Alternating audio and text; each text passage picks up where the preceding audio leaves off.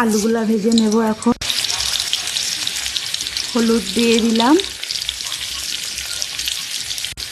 লবণ দিয়ে দিলাম, এটাকে একটু ভালো করে লালচে করে ভেজে নেব। আলুগুলা নামিয়ে নিলাম লাল করে ভেজে। এখন কড়াইতে গরম মশলা, তেজপাতা দিব,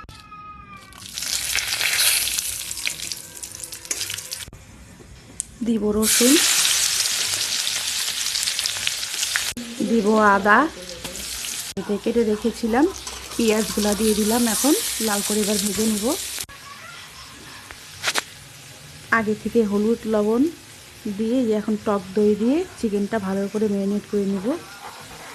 লাল করে ভেজে নেওয়ার পরে চিকেনটা আগের থেকে ম্যারিনেট করা ছিল, এখন চিকেনটা দিয়ে দিলাম।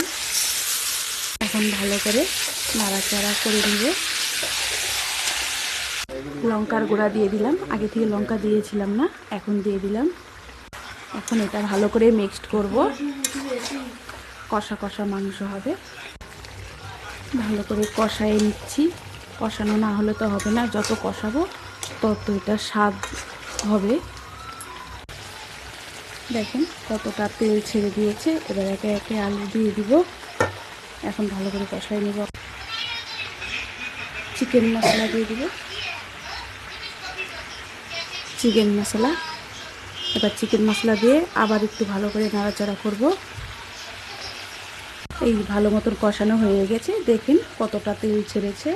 এবার আমি 2 পিস মেখে দিব, ও খেয়ে দেখবে ঝাল লবণ কেমন হয়েছে।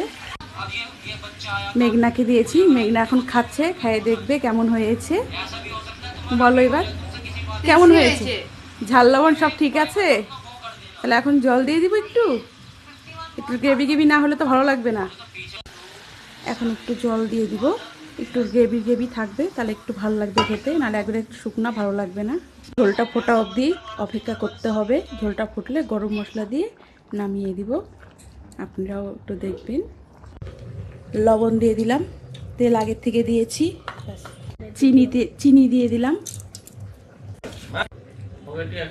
আটা আর ময়দা ভালো করে ময়ম দিয়ে নিব। এখন মেখে নিব, এখন মেখে নিব ভালো করে। মাখা হয়ে যাচ্ছে। এখন গরম মশলা দিয়ে দিব। হয়ে গেছে আমাদের কষা কষা মাংস, আর পরোটা হবে এখন। এখন নামিয়ে দিব।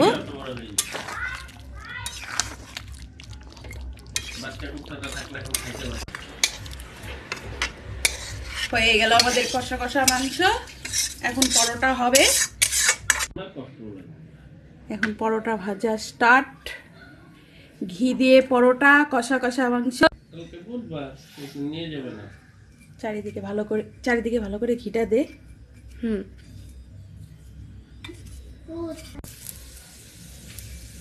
ভালো করে ছড়ায় দে।